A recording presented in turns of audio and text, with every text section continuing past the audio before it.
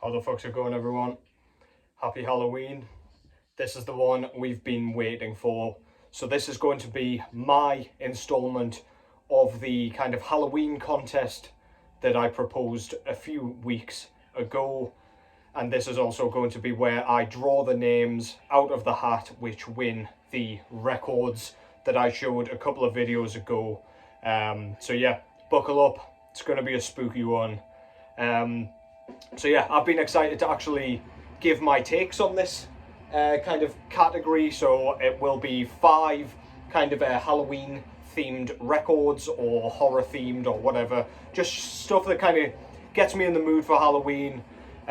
Stuff that gets me in the kind of festive spirit.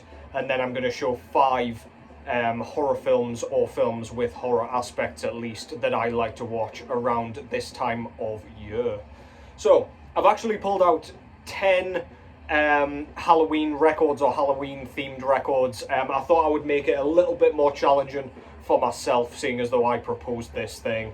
I've also pulled out a few soundtracks as well, just to beef up this vid a little bit, because as I said a few videos ago, I did hit 2,000 subscribers the other day, so I figured why not make it a bit of a kind of more grandiose affair, if you will. So yeah, before we get into all that, this is what we've got going on in the background. You can barely see shit, but let's go with it anyway. This is Galvanizer with their debut full-length album entitled Sanguine, Vigil. This was put out through Everlasting Spew Records out of Italy. This band's from Finland, and they play a very kind of brutal style of kind of brutal death metal mixed with grindcore. It's very, very relentless, very fast-paced, very snare-heavy. It kind of dominates the soundscape on this thing. Very guttural vocals, and we've got some like horror sound clips before a few of the tracks as well. If you heard just there, we had a Friday the 13th clip just a second ago. But yeah, I figured this would fit the kind of Halloween theme as well. So yeah, getting us kicked off, Galvanizer. Go and check that out. If you like kind of New York style death metal, but you fancy that kind of grindcore edge, go give that a whirl. Okay, so I'll do the draw at the end. I will go through my albums and the films. Not sure if I'll intertwine the two, but we'll see how we go here. And I'll just get straight into it, because otherwise this will end up being like a 3-hour video, and nobody wants to hear me ramble on for that long, let me tell you. First album I picked up is one I've had for fucking years. I can't remember when this was actually repressed, but regardless, this is Severe Torture out of the Netherlands with their debut full-length album, I believe, entitled Feasting on Blood. Excuse me if my voice doesn't crack. Again, speaking of the New York style of death metal, this is very much in the vein of that style, perhaps a little bit more brutal. But yeah, there's something about this album that feels spooky to me. I can't remember if I actually just bought this around Halloween time, and like the overall aesthetics of the record and the just the themes and stuff going on all the way through this just reminded me of the time of year, or if I was listening to it on Halloween, or I don't know. But I remember when I got this, I was at university, and I was kind of just getting into serious record collecting when I grabbed this one. And man, yeah, fucking awesome. The artwork's what drew me in first of all. I didn't really know anything about the band, but goddamn, man, great album, really well written, pretty catchy at times as well. Feces for Jesus, the first track, is just an absolute barn burner. But yeah, look at that artwork. We've just got like some sort of beast in a pit of gore and bodies and fuck knows what, and he's having a cheeky munch on that guy's throat. Yeah, really nasty shit. Absolutely love it. I'll not show you the aesthetics or anything. I can do that in another vid. But yeah, that's a great album to kick things off. That's Severe Torture with Feasting on Blood. Secondly, here's an album that I showed not too long ago, and it really just had to be shown.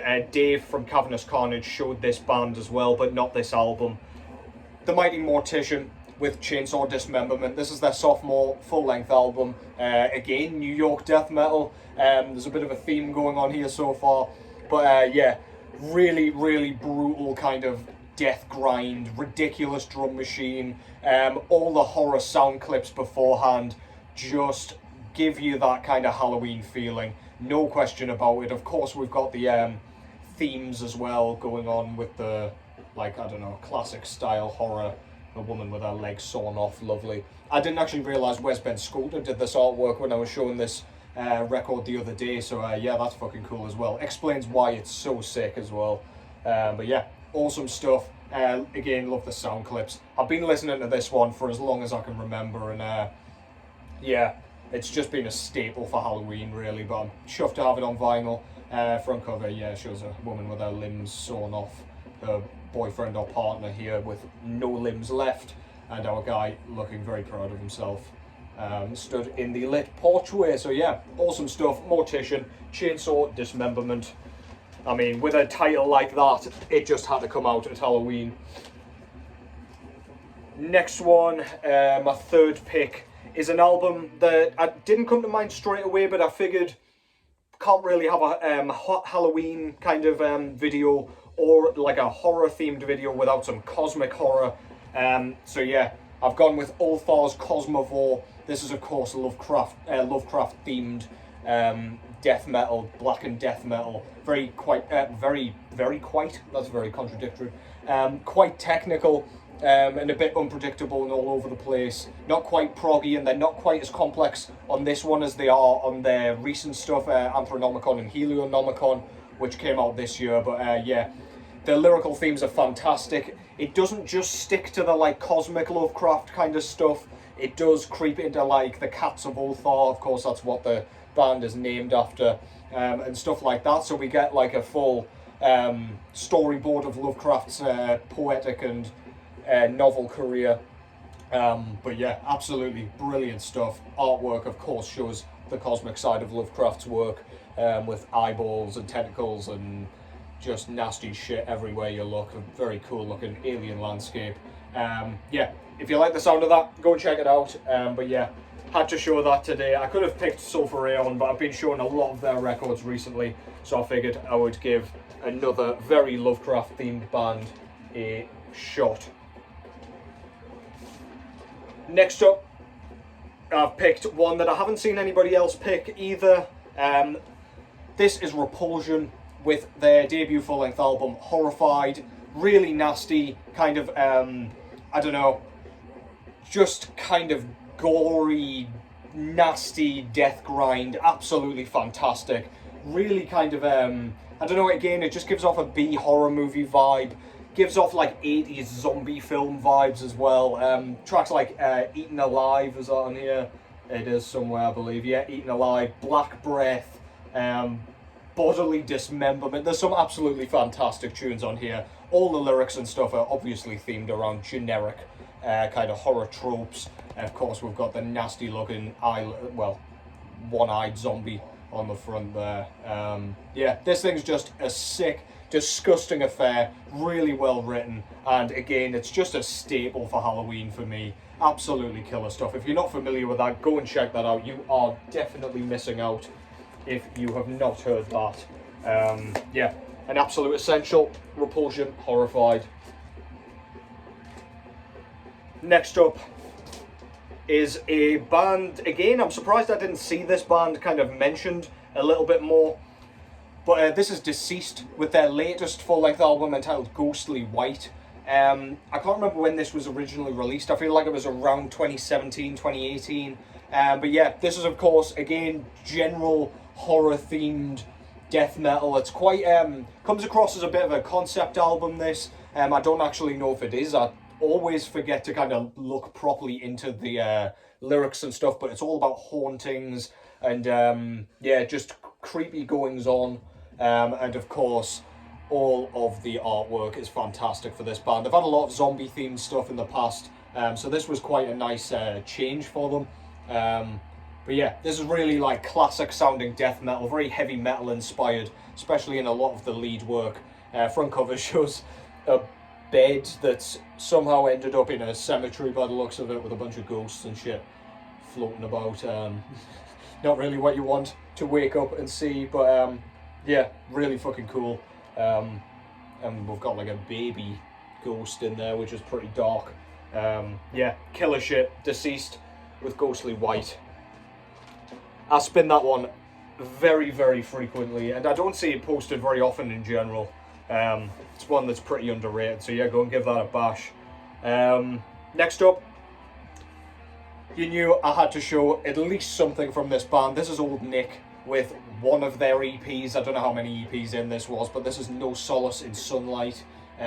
This is kind of vampiric, kind of dungeon synth, raw black metal stuff in the vein of all that kind of Grindstone, Phantom Lure, Abysmal Spectre kind of work.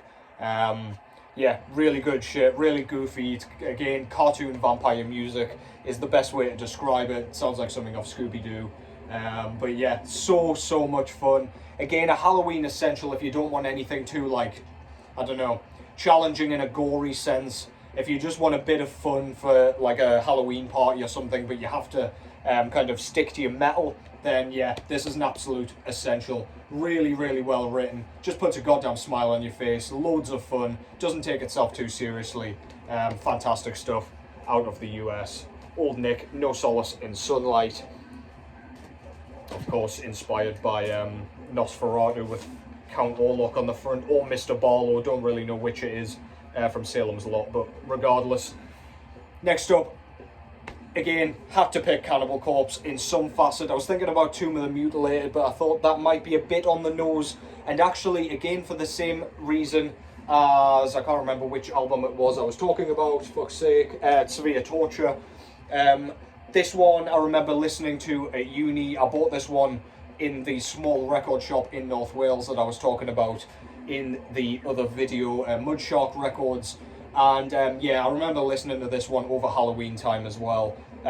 Again, just the horror vibe, all the tropes going on, fucking skull full of maggots, edible autopsy, mangled, so many cool tracks, all the lyrics are fucking awesome. It just gets you right in that mood for Halloween and just sitting down to watch really gory, unnecessarily gory kind of prosthetics being ripped apart and shit in a nice 80s horror style.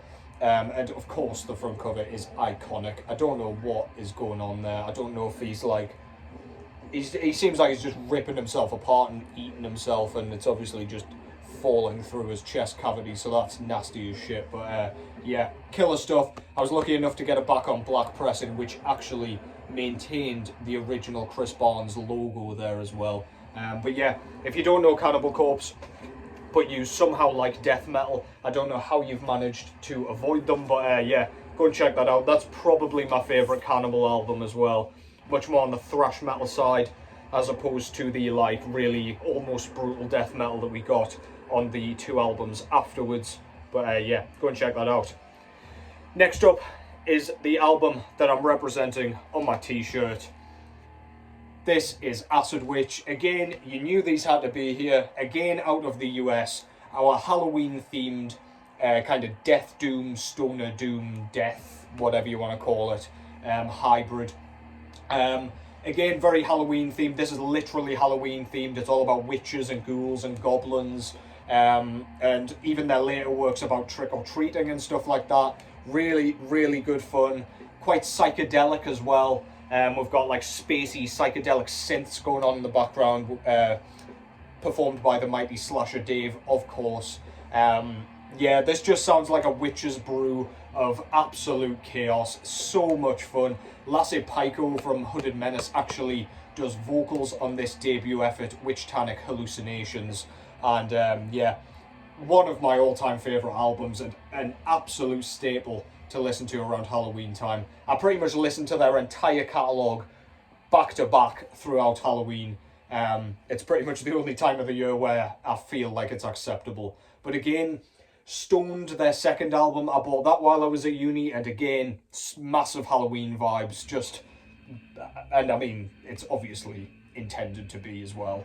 But yeah, really fuzzy guitar tone, really, really catchy riffs, awesome lyrics, awesome vocals. What more could you want? Acid Witch, Witchtanic, Hellucinations. I believe that was my 9th pick, if I've counted these correctly. But yeah, we'll cross that bridge when we come to it. I do have a few more records to show, regardless, in the form of a couple of soundtracks. But yeah, number 10, my last pick of the day, is another one Dave showed, but a different album yet again. This is Necrophagia with Season of the Dead.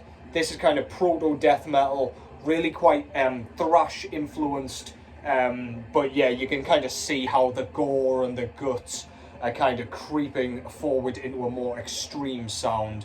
This is absolutely killer. If you like bands like Slaughter, even Deceased, then this one's going to be right up your alley.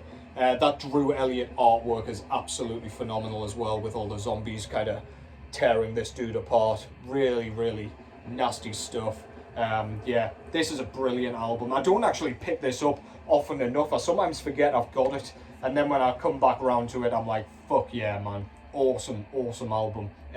Insane for Blood, Painful Discharge, Bleeding Torment. There's some absolute killers on this. This is just a foot tapper from beginning to end. If you like your death metal in any facet, especially if you like that proto-death metal sort of sound, then go and check this out. Necrophagia, Season of the Dead. And that concludes all my albums that remind me of Halloween. They've each got a special kind of... I've got a special connection with each of those albums. As I say, like, they've all got a bit of nostalgia kind of attached to them for whatever reason. But yeah, let's get into some soundtracks, shall we? So I've got 2 soundtracks, and then I'll get into the films, because one of the soundtracks actually fits. But yeah, always around Halloween, I play Bloodborne when I can.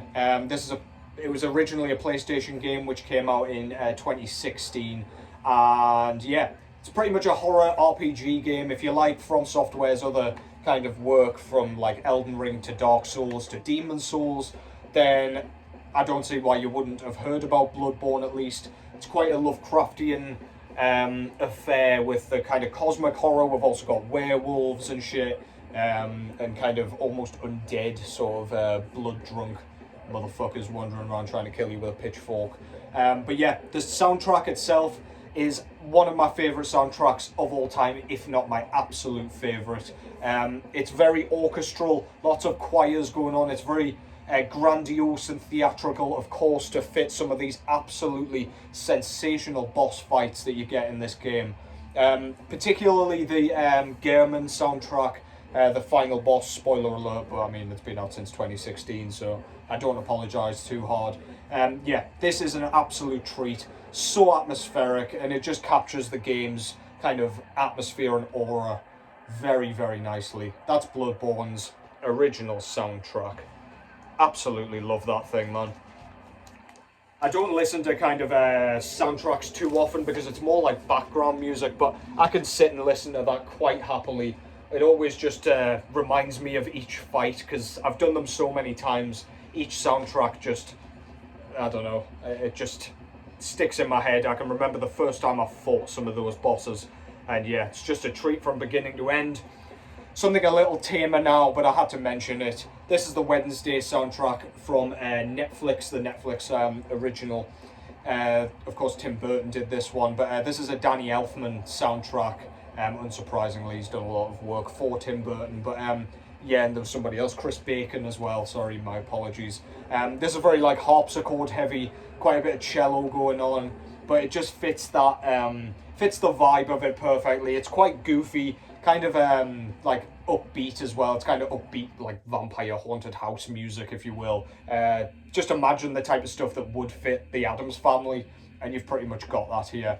So much fun from beginning to end. Go and check that out.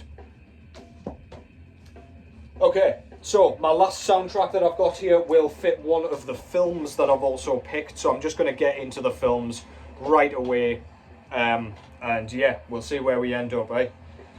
First one I want to show is Black Swan. I can't remember when this actually came out.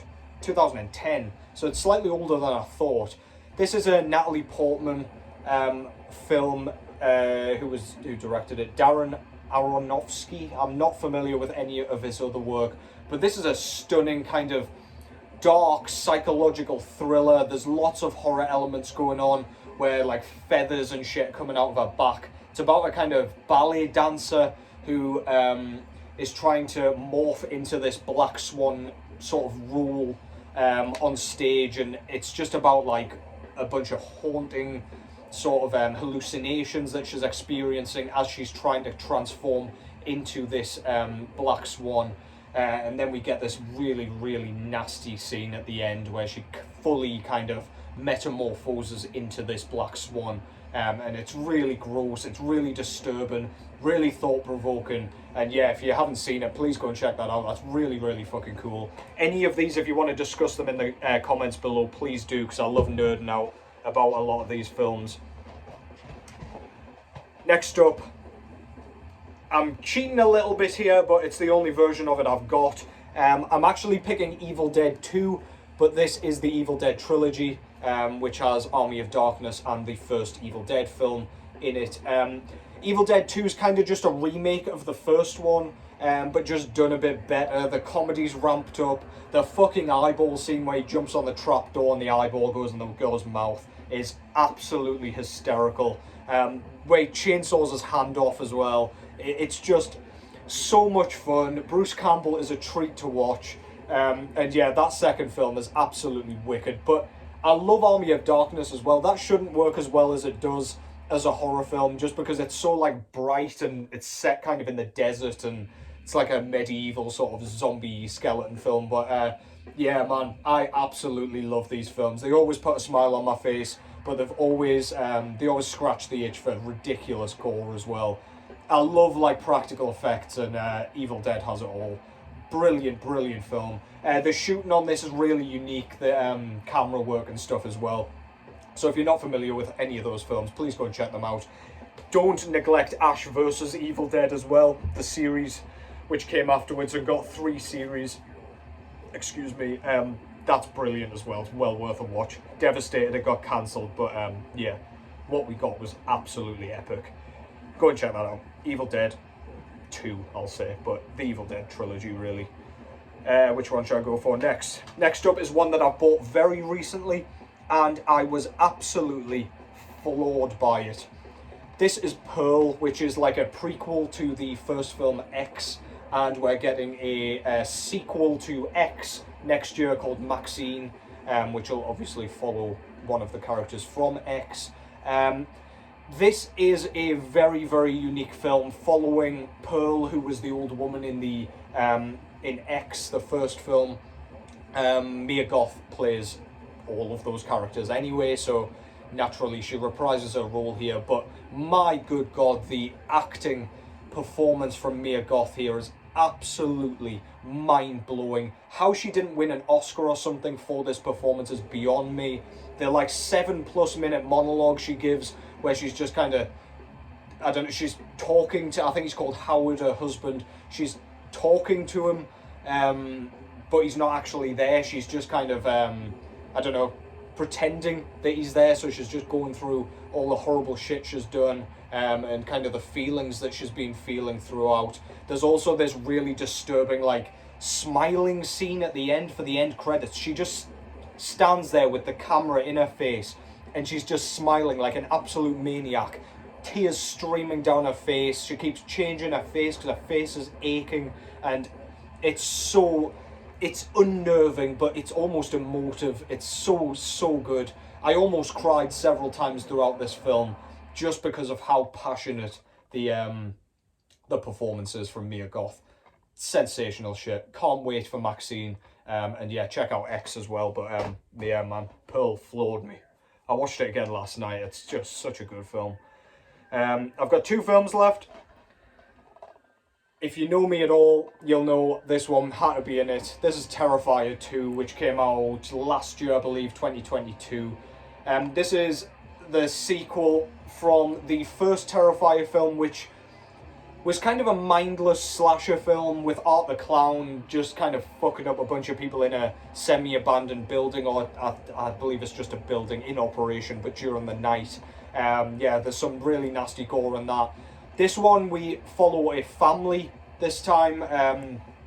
We get a brilliant kind of I don't know, it's like a 2.5 hour horror film, so we get quite a lot of character development going on. I believe the main character is called Sienna, played by Lauren Lavera, and she is absolutely magnificent in this. One of the best final girls in a long time.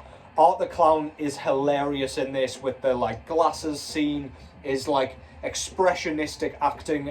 David Howard Thornton plays Art the Clown. He's I believe he's a mime artist, so he's very, like his body language just tells 1,000 words. But some of the gore in this is super nasty. Again, practical effects done on a very low budget, and it just blows a ton of like CGI stuff out of the water for me. The bedroom scene specifically, go and check that out. It is so nasty, so outlandish. How that woman is still alive while he's doing this stuff is beyond me. But yeah, we should be getting a third one set at Christmas next year, so yeah, that's something I look forward to. But that's brilliant. Absolutely love that film. Terrifier 2, a staple for me at this point. I instantly fell in love with it. And Art the Clown is one of the most polarizing horror villains out there at the moment. And finally, I've got the one that kind of mixes with this soundtrack. This is Mad God by Phil Tippett, which, if you're not familiar with his work, he's the guy responsible for like the stop motion chessboard from Star Wars A New Hope. I believe he did some work with Jurassic Park as well. And this is his like really abstract stop motion animation. Like, it's completely dialogueless. That's not a word, but it's being used. You better fucking believe it. Yeah, it's taken him 30 years to make this because he's been kind of putting it on the back burner while he does other paid works. But this is like an hour and a half of following this assassin through worlds better left unexplored. The stop motion animation is mind-blowing. I can't even imagine how long that took them to do. It's all very weird, very, as I say, abstract, bizarre, gross. There's like tits and balls on these animals and creatures that just should not be there. There's like there's endless streams of diarrhea, guts, gore, just disturbing noises. It's pretty much like a horrible fever dream all the way through, and man, do I love it. Absolutely killer. That's Phil Tippett with Mad God, and I of course got the soundtrack as well, done by Dan Wool. And yeah, this is so well done. There's acoustics, there's synthesizers. It's just very ambient, very creepy, and very, very effective. Goes absolutely perfectly with the film itself. We've got a bunch of the creatures sort of on the front cover there as well. I believe that's the weird surgeon who's pulling shit out of our assassin here. And then we've got the nurse carrying that disgusting baby towards the Murgo's wet nurse looking thing. Yeah, it's hard to explain what the fuck's going on without actually watching it. It's one of those films you'll watch and still not have a clue what you just saw, because it's inexplainable, really. Inexplicable? I don't know. We'll just leave it there. But yeah, so hope you enjoyed that. They were my picks. I know I kind of cheated a bit by showing way more than you guys had the chance to, but I thought I'd just put a few more cents in the kind of ring there. That's not a saying, but I'm tired. Leave me alone. But yeah, thought I would just do a bit more to make this a bit more of an extensive vid. If you're wondering what I'm doing down here, I'm just shaking up the hat with the draw. So this is going to be the draw for the first record, for just the one record, sorry. This is Swamp Beast and Void Terror's split. So yeah, this one is going to somebody who put a pumpkin in the comments. So I'm just going to shake these up. I'm going to pick one at random. I will show you on camera who won. Whoever wins, could you please just have a look at my bio? I will drop my email address in there. Just send me an email with your name, your address, country, and everything, and I will ship it out to you. The winner of this one is Mess of the Void. That's a guy that's been commenting a lot on my videos, a regular viewer. So yeah, couldn't be happier for you. I will send that out to you wherever you live. If you live in Antarctica, I will find a way to send that over to you. So yeah, congratulations, Mess of the Void. Thank you very much, everybody, for participating on the pumpkin contest. And next up is the video contest. So yeah, without further ado, so this is going to be the contest for Witchbones' full-length album, The Seas of Draugen, and indeed the Swamp Beast record as well. I've got 2 of those, so I will be sending that one to you as well. Again, same thing, just send me your address and everything, and I will send it out to you. So without further ado, let's have a look and see who this is. My CD's actually stopped. That's how long I've been chatting shite for. Who have we got? We've got Mr. Johnny Mac. So yeah, please go and check out his video. Johnny, give us a message, and I will get that sent to you ASAP. Thank you very much, everybody who did the video. I really enjoyed watching those. They were so much fun. Enjoyed doing my kind of video as well. Enjoyed kind of thinking about my picks whilst I was watching everybody else's. And it was kind of a good chance to make sure I didn't do any duplicates as well. But yeah, hope you enjoyed that. Thank you so much for participating. Thank you for the 2,000 subs as well, because this is all a celebration of that partially too, just by accident and by pure chance. But yeah, thank you all very much. Congratulations, Mess of the Void, and indeed Johnny Mac over at Rock and Metal Plus. Go and check out his video. I will link everybody's kind of channel names down below who did the videos, so you can go and check them out. I'm hoping to do another one of these at some other point, because I did really enjoy it, and I like giving shit away as well, especially if it's stuff that I enjoy, that I want you guys to check out. But yeah, send me your emails over, and I will sort yous right out. Have a fantastic Halloween night. Don't get too drunk. Watch plenty of horror films. Eat plenty of sweets. And I will catch yous in the next one.